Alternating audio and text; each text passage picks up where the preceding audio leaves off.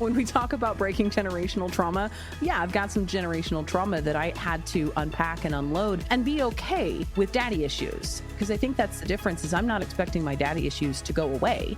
I'm expecting to be able to identify, oh, no, I am feeling this way because of abandonment issues. Oh, no, I am feeling this way because I have trust issues. If I can identify, oh, here is where I'm getting triggered and it's not because my children are screaming in my face. Yeah. This is something deeper. This is something inside me as a person. Welcome to the No Guilt Mom podcast. I'm your host, Joanne Crone, joined here by the lovely Bree Tucker. Why, hello, everybody. How are you? We are starting the month of February off with laughter and fun because I think we need a little more funny, right, Bree? We do need. Well, actually, if you ask me, we are quite hilarious behind closed doors. We were laughing with Gwenna when she came on, our guest today, who you're going to enjoy so much. Just a heads up, this podcast, please put those headphones in your ears for it because it is for adults only, this episode. It's true to the title of her amazing book, Momma Cusses.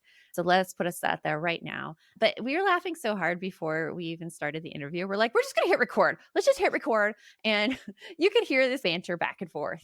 Yeah. Well, I mean, we were really relating on the whole having teens, man. Teens are every stage of parenting has got its struggles and its challenges. And I've said this a million times before, but teens are just like preschoolers, but with better vocabulary.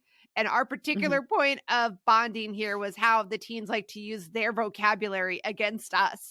And you're going to hear it at the beginning of this episode. So Gwenna Laithland, she is the creator of Momma Cusses, CEO of Pleasant Peasant Media, host of the Childproof podcast from Betches Media, and author of Momma Cusses, a field guide to responsive parenting and trying not to be the reason your kids need therapy, which drops on March 3rd, 2024. We have a link in the show notes to pre-order. You can find her on TikTok and Instagram on her popular channel at Momma Cusses, and we hope you enjoy our interview with Gwenna. You want mom life to be easier. That's our goal too.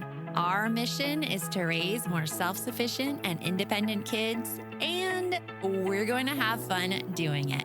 We're going to help you delegate and step back. Each episode will tackle strategies for positive discipline, making our kids more responsible and making our lives better in the process. Welcome to the No Guilt Mom podcast. Yeah.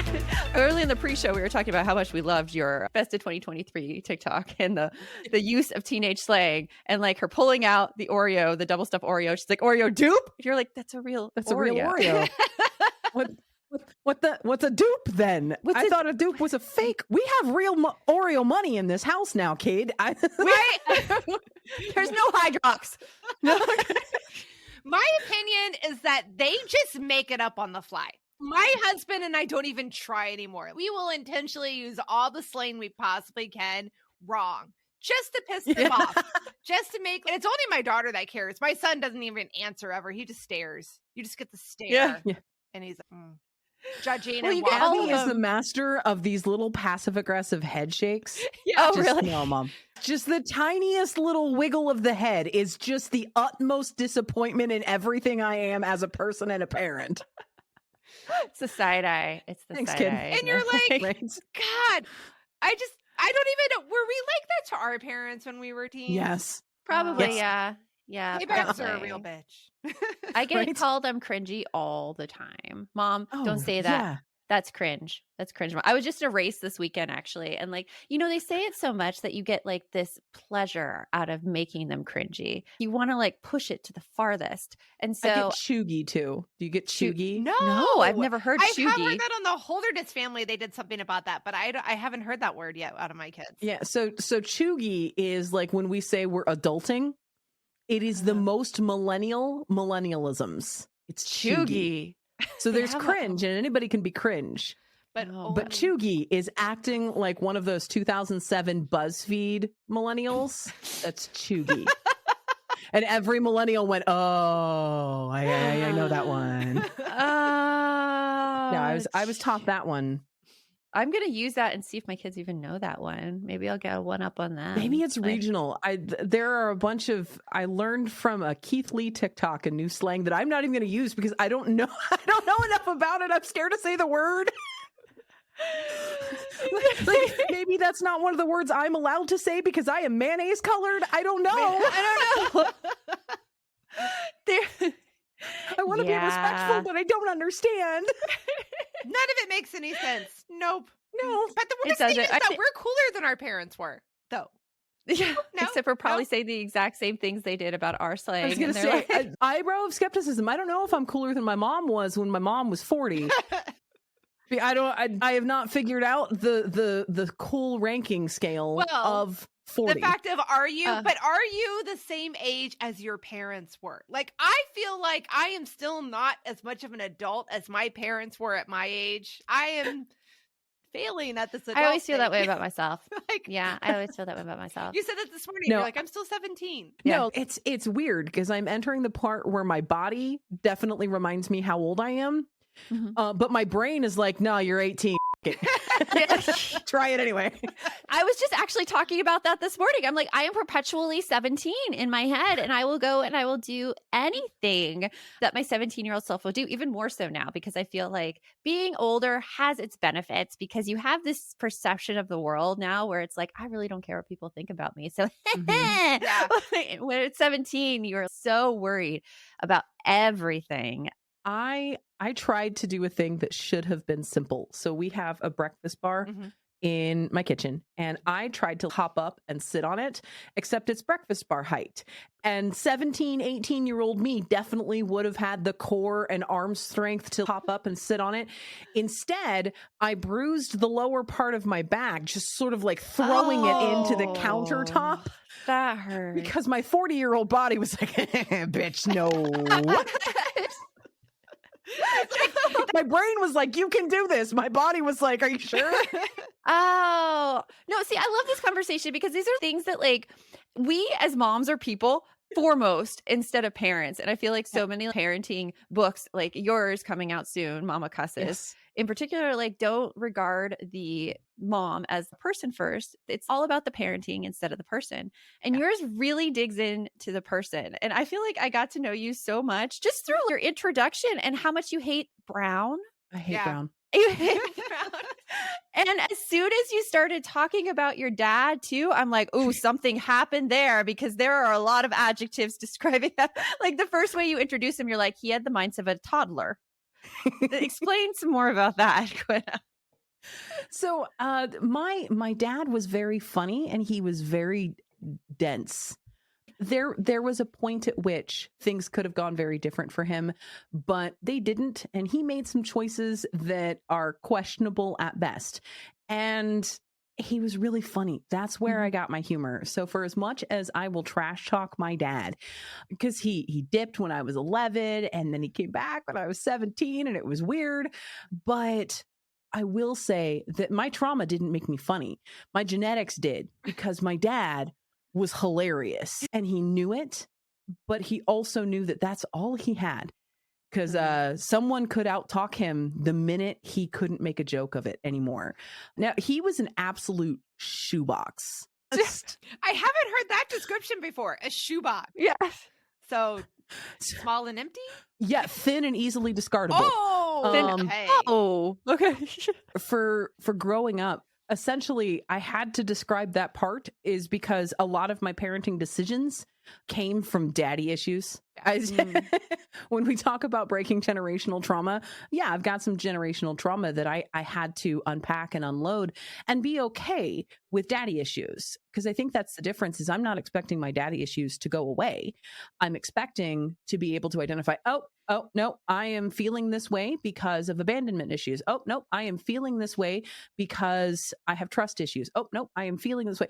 If I can identify, oh, here is where I'm getting triggered. And it's not because my children are screaming in my face. Yeah. This is something deeper. This is something inside me as a person.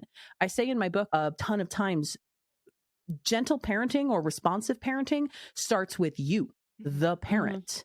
Yes, you have to get good at your own emotions. You have to get good at your own problems. And if you are coming into parenthood with generational trauma on board, you have to be able to look at that and go, nope, that's my f***ed up brain being f***ed up. Yep. No, that's 100%. We have a whole podcast episode, Joanne, right? Like where we talk about like so many times we are parenting through fear. But if we don't realize we're parenting through fear, we're just making it 20 times worse. Yeah. And it's so interesting too, because once you realize your own traumas, if you think about it in a way where a lot of people get triggered by their kids and are like, my kids aren't respecting me, or my kids are saying these things to me, and then they feel bad themselves. In that moment, we are trying to gain our self-respect from a 4 or 5-year-old. And if you think about it like that, you're like, this is kind of ridiculous. Like, what does this 4 or 5-year-old know about it? They're not even good at being a person yet, but let them define me. Yes, let them define me. Exactly. I still need their acceptance like I did of the other teens when I was a teen. What is going on here? I was a people pleaser and my daddy left me. Please stop acting like this. Yeah. No, it's so funny though when we think about it that way. We're like, whoa, we want them to define us. And then you realize that, okay, I need to teach this little person how to people. And something I really enjoyed in your book is all of the little nicknames that you give to your kids and what you call them. And we're going to get into it right after this break. This message is sponsored by Greenlight. So we recently got our youngest a Greenlight card, and I have to tell you, it's been amazing. Greenlight is a debit card and money app made for families that gives kids and teens an easy and fun way to gain financial literacy while also giving parents some peace of mind. Like you can send instant money transfers, automate allowance, and even keep an eye on kids' spending with real-time notifications. For us, the best part has just been seeing how my son has felt so empowered with like a card of his own that he could spend things on. He feels more grown up and has more responsibility. And as a baby of the family, you gotta have that feeling. So join me and 6 million other parents and kids who are learning about money on Greenlight. Sign up for Greenlight today and get your first month free when you go to greenlight.com/NGM. That's greenlight.com/NGM to try Greenlight for free. Greenlight.com/NGM. I've been looking for simple ways to form healthy habits and get the nutrients my body needs, even on really busy mornings. And lately, I've been feeling pretty stressed and sluggish. So that's why I decided to give AG1 a try. Not only does AG1 deliver my daily dose of vitamins, minerals, pre and probiotics, and more, but it's a powerful, healthy habit that's also powerfully simple. It's just 1 scoop mixed in water once a day, every day. And it makes me feel strong and energized and ready to face the day, in addition to my cup of coffee. And that is why we've partnered with AG1. If you want to take ownership of your health, it starts with AG1. Try AG1 and get a free 1-year supply of vitamin D3K2 and 5 free AG1 travel packs with your first purchase exclusively at drinkag1.com/NGM. That's drinkag1.com/NGM. Check it out. One of like my first introductions, Gwenna, to the nicknames and everything that you give people is what you call babies. Your pet names: Womb Fruit, Chaos Goblin, my sex trophy. That one was very funny. I get that. That is the one that the minute I call a child a sex trophy, I get 2 things that happen. First of all, most people are like, oh my God, they are sex. I had sex. I got a trophy.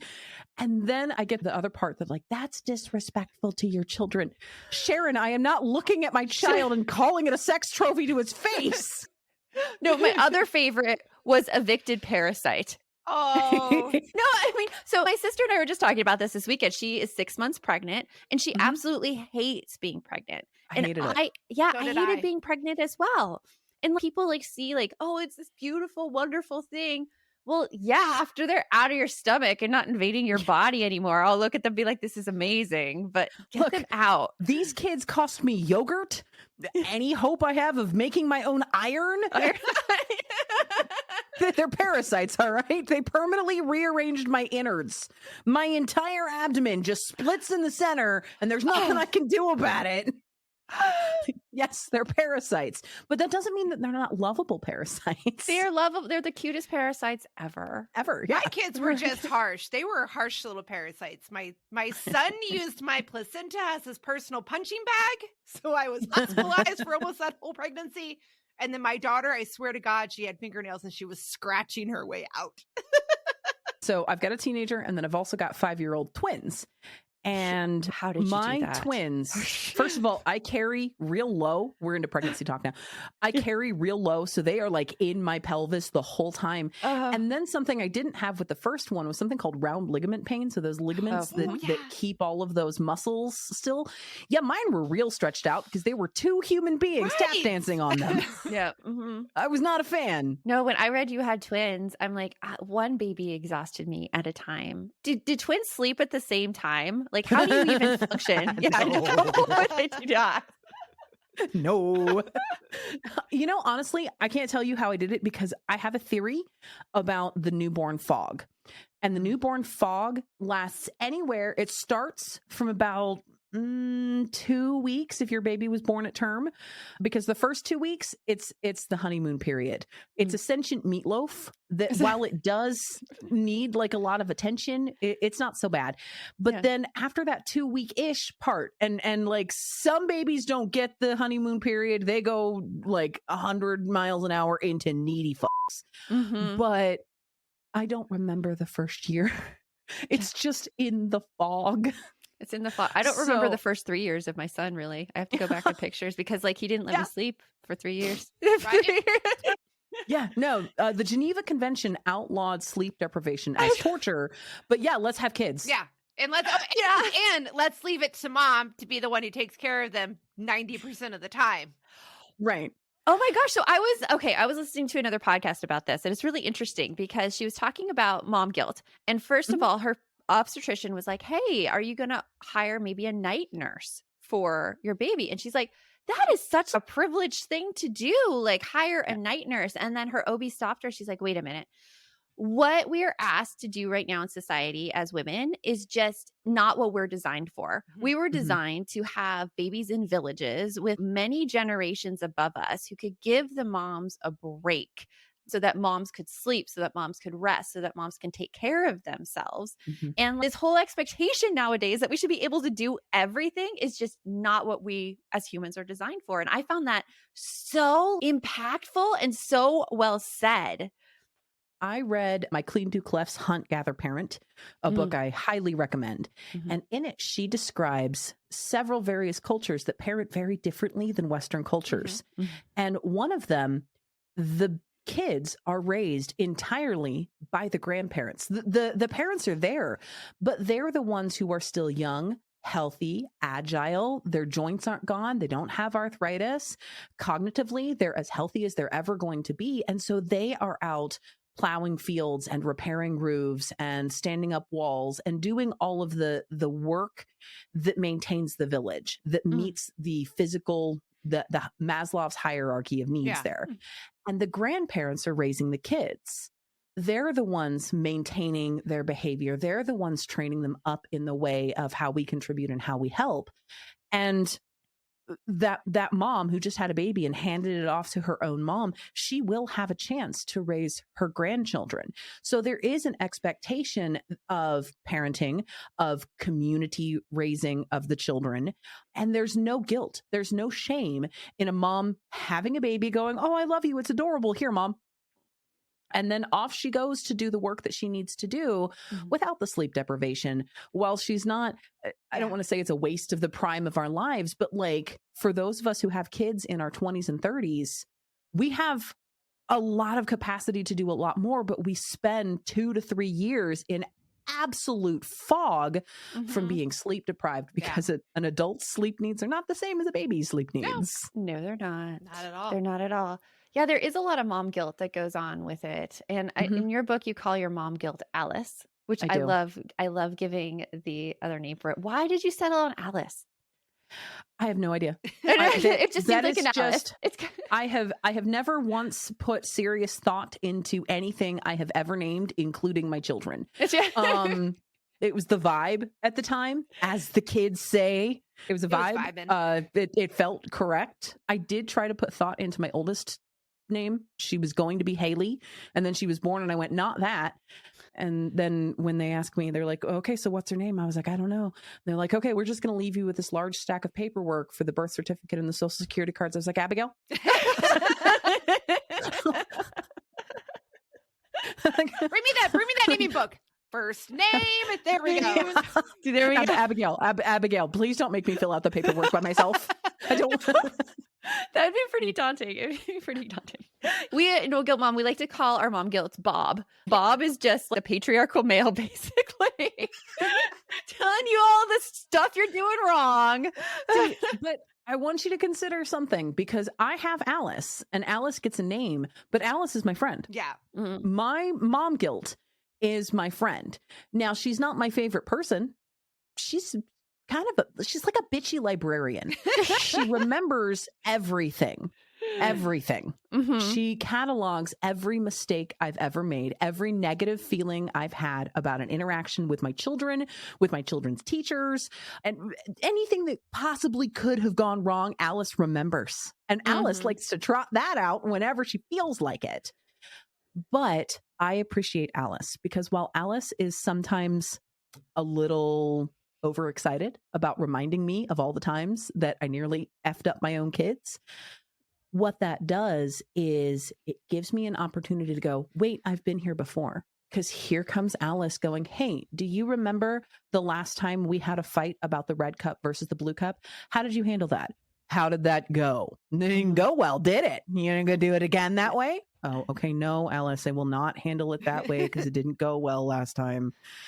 And so Alice is this constant reminder of, this is the mistake you made. Do you want to try it again, or do you want to try it a different way? That said, there is a whole other entity that lives in my head. Doesn't even get a name, and it's mom shame. Mom shame is that feeling of worthlessness, or like we don't deserve to do the things we need to take care of ourselves. Right. So mom shame is what makes us feel like shit for wanting a shower that lasted longer than 5 minutes. Yeah. But oh, well, now I'm asking my partner to watch the kids. They're his kids. I'm here gendering them according to my relationship arrangement. And he spends 40 minutes in the bathroom. So like, why? Why can't you? Why am I feeling bad when I have the resources, Yeah. I have the support, I have the network to just go take an everything all in one shower. If it can be scrubbed, sanded, gritted, or graded, I have the time to do that because I have that level of support, and not all parents do, but I do. Yeah. So mom shame wants me to feel bad about that. Mom shame is what remembers that time that you had to poop, and that's when your baby decided it was dying of hunger. And so you're mid poop and it's losing its mind right there in front of you, but you can't do anything because, again, mid poop. Yeah. So like distinguishing, this mom guilt and this mom shame. I look at it a little different way. The Bob isn't really berating us as much. The Bob is like this overactive being that's trying to keep us safe, is trying to tell us all these things that, okay, if you don't do this, you're going to lose your social connection, basically. But Bob is like totally wrong and going about it the entirely different way. And so when Bob starts overreacting, like our job is to comfort Bob and be like, okay, this is really what's going on. We can calm down, we could take a seat, and it's going to be okay. But distinguishing between mom guilt and mom shame, I think, is so good, because mom guilt is the thing that tells you, hey, I could do this a different way. I could do this better. And mom shame is like, you are a horrible, awful, no good person, and you don't deserve to be here, which is totally unproductive. And the way I recommend being able to, if you're going to go with a system of parsing out Alice, who is my mom guilt, versus my mom shame, who's just a Ctosaurus Rex, if we're going to parse those things out, the way that Alice doesn't get as antsy about it is apologies. The minute you realize, oh, I handled that not in a way that was conducive or helpful or useful in any way, shape, or form. I'm mad. They're mad. The toy is still broken. Nothing in that interaction went well. I'm going to apologize for it. And that is the thing that cools Alice's jets, because then when she trots that back out, hey, you remember the time they knocked over the piggy bank and shattered it 2 days after getting it? You flipped your lid on that. And then you said, sorry. So now that you have discovered yet another broken piggy bank, how are you going to handle it? Because last time you had to apologize, which is good. You did good. How do we avoid getting to the point that you need to apologize again? That's what Alice does. And Alice is very much soothed by apologizing to your kids when you make the mistake, by helping them learn how to apologize, by showing them how to do it. That keeps Alice, okay, I'm going to be nice, because when you don't have that sort of closure, that's when Alice gets to team up with Mom Shame and just make you feel like a trash human being every time you look at a piggy bank, because you never resolved that. We'll be right back after a quick break. This message is sponsored by EveryPlate. Anyone who knows me knows there are two things that happen with me. I'm always trying to save money, and I am always running behind. It's 7:58 and I'm on my way out the door to an 8 a.m. meeting. But that is why we partnered with EveryPlate. EveryPlate has helped me save time with less trips to the grocery store and meals ready in 6 simple steps. I absolutely love how they plan delicious meals and send me the pre-portioned ingredients right to my door, so I can spend less time planning, shopping, and cooking, and all while saving big bucks. I, too, have better things to worry about, Brie, than what's for dinner. EveryPlate provides plenty of delicious variety. I'm talking so yummy, like 26 tasty and affordable recipes that start as little as $1.49 a meal, and new recipes every week. This week, we're trying the bacon and Gouda smothered chicken. Like, I'm salivating. I'm salivating already. You know me and food. And I really love that I can customize my recipes by swapping proteins and sides, or even adding a protein to a veggie dish. Hey, Joanne, do you got a buck? Yeah. Well, then you can get steak for life. It seems unbelievable to me, but you can add a 10-ounce ranch steak to your weekly order for just $1 a box with your active subscription. Get a meal starting at just $1.49 plus $1 steaks for life by going to everyplate.com/podcast and entering code 49NGM. Subscription must be active to qualify and redeem $1 steak. You heard that right. Get a meal starting at just $1.49 plus $1 steaks for life by going to everyplate.com/podcast and entering code 49NGM. Subscription must be active to qualify and redeem that $1 steak. Are you looking for something to listen to with your whole family? Then check out 6 Minutes, produced and created by Gen Z Media. With over 200 twisty, cliffhanger-filled episodes, 6 Minutes tells the story of 11-year-old Holiday, who was pulled from the icy waters with no memory of who she is or where she came from. 3 years ago, Brinley Pasternak helped the Anders family uncover the truth about Holiday's past. Now she'll need them to help her find the truth about hers. In 6 Minutes Out of Time, the long-awaited sequel, Cyrus Anders is found unconscious near the mysterious Elixir Academy in Florida, and Brinley learns the school may have a shocking connection to her missing mother. Dive in now and get the most downloaded family audio adventure in history. Follow 6 Minutes wherever you get your podcasts. You can listen early and ad-free with the GZM family subscription. Do you feel like Alice ever gets a little hyperactive with the apologizing and apologizing for stuff that Alice doesn't need to apologize for? Yeah. She does. How do you treat her with that? Mostly I self-bully myself, but I am a millennial. So Yeah. We learned I don't recommend that. The self-bullying. No, for Alice getting a little over egregious with the want to apologize. So, true story. The other day, I said something, and in the moment before it left my mouth, I was like, this is going to piss the girl child off. She is going to hate this information. Mm-hmm. So I said it anyway, because the information that was going to make her cry, that was going to infuriate her to the point of real grief and emotion, was go put on your pajamas. It's bedtime. As always, that's the most horrible thing in the world. She just didn't want to do that. And so there was a part of me that Alice was like, apologize to her. No, this is a valid boundary that I have set. Yeah. My child needs to go to bed. They have to get up at 6:30 in the morning to go to school. Like, they need sleep. I haven't done anything wrong. I have simply given them a boundary that very 5-year-old brain was like, I don't like it. Okay, cool. You don't have to like it. Put your PJs on or sleep naked. I don't care, but go to bed. Yeah. Yeah. I don't have to apologize for that. And Alice very much wanted me to, like, you pissed her off. She's going to remember that. Yeah. She's going to talk about this in therapy when she's an adult. You're going to give her mommy issues now. You daddy, now you've given mommy issues. How's about that? And in that case, I had to like just back it up and be like, no, I am the adult here. Because Alice, by the way, is like a 14-year-old girl in my head. Yeah, those 14-year-old girls, we They know how are they quite are. demanding. Right. And they They're know very everything. demanding. And they do know I everything. know everything. And they And are always right. illogical. That's in no way to trash teenagers, but I have been a 14-year-old girl. So that's Alice is 14-year-old me, deep into my emo phase, deep into my angst phase, poetry written in red pen because it looked like blood. That's what Alice is in my head. It's just 14-year-old me being hypercritical of everything. Yeah.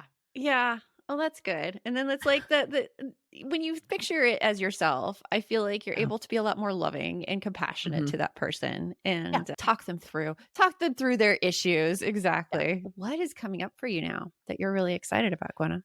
So my book, Momma Cusses, a field guide to responsive parenting and trying not to be the reason your kids need therapy, from St. Martin's Press, is out March 5th. It is available for pre-order now as we record. I'm not sure when this episode is coming out, but right now it is available for pre-order. I'm sure the lovely humans at No Guilt Mom Podcast will give you a link. Yes, there will be. There is a link below to pre-order. So yeah, that's available. And right now, if you pre-order the book, you can provide your proof of receipt, your proof of purchase to a different link, and we'll send you a free sheet of Momma Cusses stickers. You know, we love a good sticker over here at No Guilt Mom. We have all the stickers here. And yes, go get a pre-order of the book. And so you can get the stickers as well. Well, and these are the good kind. I made them give me I would have had more stickers, but I made them give me the good kind that you can put on your water bottle and they will stay through the dishwasher cycle. Oh, those are important. Those That's important. are special. Those are those plasticky vinyl ones that'll stay. Yeah. You got to have them. Else Yes. they just go away Yep. and it's no good. Well, I highly recommend getting Gwenna's book. It is so funny, Gwenna. I was laughing reading it and just like your sense of humor just tickles me. And where you say like your mom has a slow burn sense of humor, I feel like you have that too because like you'll did say something be like, I remember, yes. So it's just completely enjoyable to read while putting that parenting information out there in a really doable way. So go get the book, pre-order it right now. And Gwenna, thank you so much for being here. Thank you so much. Okay, so much I have to tell you, Brie, for this interview because it brought up so many stories that I wanted to tell during it and I couldn't because I'm like, that would get us off track. No, that would get us off track. No, that would get us off track. It's like constantly raining in my ADHD brain. Oh, yeah. And I'm like, no, Joanne, no. I had plenty of things that I was all like, oh, and you said this in your book, and I had that same thing happen to me. Yeah, we're like, focus. Yeah. Yeah, it was definitely a practice and self-control and quieting that ADHD voice of like, no. You only have so long. Talk about what you have.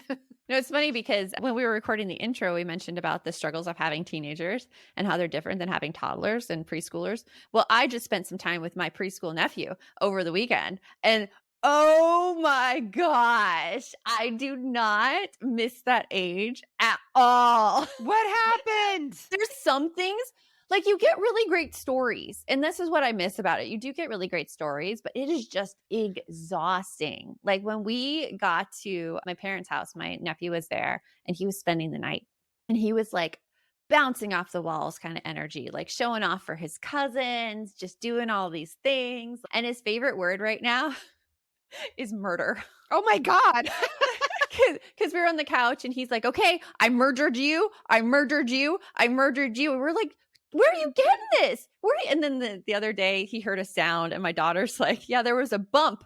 And he said, oh, I think someone just got murdered. Oh my God. I was talking to my sister about this and she's like, oh my gosh. Like I tell the dog, like she has a puppy right now that drives her insane, like a year and a half murder old you. puppy. Yeah. She tells the dog, I'll murder you. Yeah. But then also she's like, wait a minute.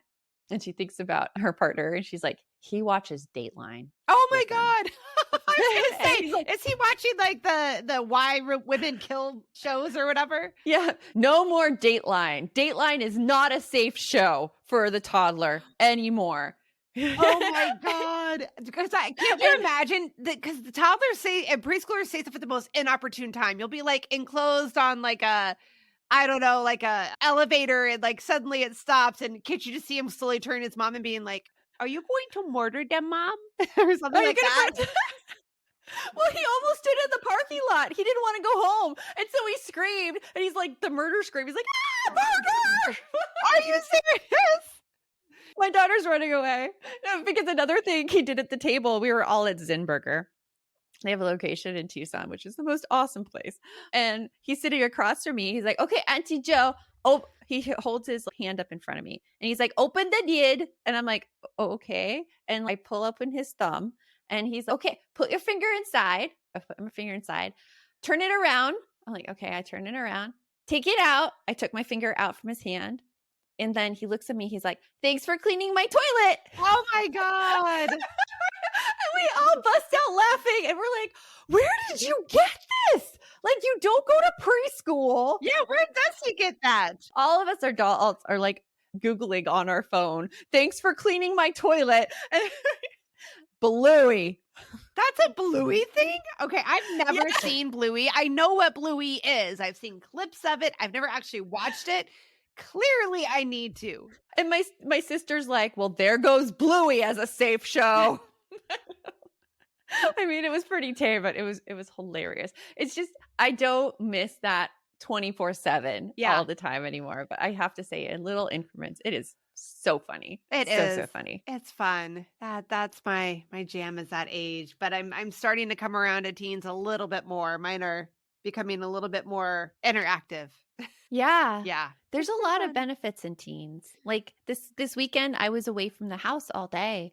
And it was up north from my parents, like a 20-minute drive from my parents' house. And my sister's like, well, why don't you just have mom and dad bring the kids up here? And then you can leave from here back up to Phoenix. I'm like, yeah, that's a great idea. I had nothing packed at home. And so I'm like, hey, can I talk to my daughter? And she's first of all, she's like, I'm on the phone already, Mom. You're on speaker. Okay. But then I'm like, hey, can you pack up all of my stuff for me? Can you just put it in and make sure I'm all good? And she's like, yeah, I could do that. And that's something that teenagers are great for because they have now those skills that they can really help out with and make your life so much easier. It's fantastic. And they're cool little people too. They have these little thoughts and stuff that are really interesting from like human behavior. That's what I always look. They're little science projects every time. I'm looking at them at my little psychology projects. And so that's how I keep myself entertained when I'm bored to death. Okay. I'm trying to think like, I don't know. I guess maybe science projects. There's a lot of this didn't go great last time. We're going to try this differently, but it's constantly full of things these days. It's funny at the beginning of the episode, we talk about the whole trying to keep up with their terms, their language. I won't even try. I do not even try. I just intentionally take all the slang I possibly can. How many can I use in one sentence the wrong way? What's been your latest sentence? Let's try it now. Jesus, I don't know. It's been a while because they've learned they don't say any slang around me anymore at all because I will kill it. Well, we could try. There's a Stanley, very popular with kids. This Stanley is bussin', no cap. I'm sure I definitely said stuff wrong there. And probably it's cringy or crogy. Oh, no. What was the other one that she had? Yeah. I can't remember it. Crogy? Crogy? No, it was... Crogy? Crogy? No, I know that word. I just hadn't heard it in a while. Okay, I don't want to keep everybody on trying to like get through my memory. I'd have to look it up to find it. But yeah, the whole like millennial term of us trying to use their slang. Like, I don't know. I just feel like we had way cooler slang, but that's just me. We had cooler slang and we weren't such pains in the butts to our parents sometimes. But then again, on the flip side, I do recall quite a bit as I'm going through things because I have decided that somehow my youngest, my daughter, is my sister's child. I somehow am raising my sister's child. And I'm like, that's not fair. That's not how this was supposed to work. I was the good rule follower. How do I have this kid that's like, okay, we're going to try this? Well, you didn't say that. You didn't specify. You said that I had to be home at 10, but you did not specify AM or PM. So, like that's what my youngest would say. That must be fun. Oh, it keeps you on your toes. We'll say that. Well, go get Gwenna's book, Momma Cusses, A Field Guide to Responsive Parenting and Trying Not to Be the Reason Your Kids Need Therapy. Pre-order it. When you pre-order an author's book, you're giving them a whole bunch more love than if you actually waited to buy it, because that is how all the bestsellers lists come up. They look at pre-orders. So go pre-order Gwenna's book. Well, plus if you're part of our No Guilt Mom community, you probably love stickers, and you get those stickers too. You can't miss out on stickers. And until next time, remember, the best mom's a happy mom. Take care of you. We'll talk to you later. Thanks for stopping by.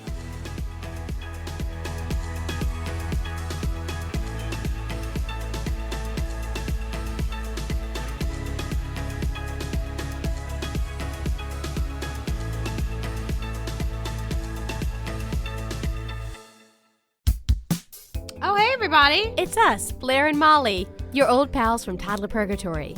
Two moms who are also actors, who are also creative beings, who sometimes feel stuck. And this is our new podcast, Unsticking It with Blair and Molly. What happens when your creative spark just seems to disappear? Gone. Poof. Bye. See ya. What happens when life gets in the way of your creativity instead of nourishing it? That's what happened to Molly and me. We felt like the thing that drove us creatively stopped working, and impending doom had in fact impended. Totally. So we decided to do something about it. And that was steal ideas about getting unstuck from the most creative people we can find. We talked to guests about how to break through the mucky, gluey, sticky wall that can get between you and your creativity. We hear about their journeys, their successes, their challenges, and even their bougie coffee shop orders. And we're not just talking Bob Ross type paint on paper artists here, though we talk to them too. We're talking to actors, creative directors, dancers, and people who are working hard to be their best creative selves in a world that can sometimes feel real uncreative. We all have something to teach each other, so let's steal their ideas together. Join us, won't you, as we deep dive into how to unstick ourselves from the life gunk that can get in the way of our creative freedom. Pandemics, school calendars, world events, lack of sleep. Oh, get out of their life gunk. And let's get back to your best creative self. Subscribe to Unsticking It with Blair and Molly. You're not going to want to miss an episode. Unsticking It with Blair and Molly, because sometimes life sucks. Unstick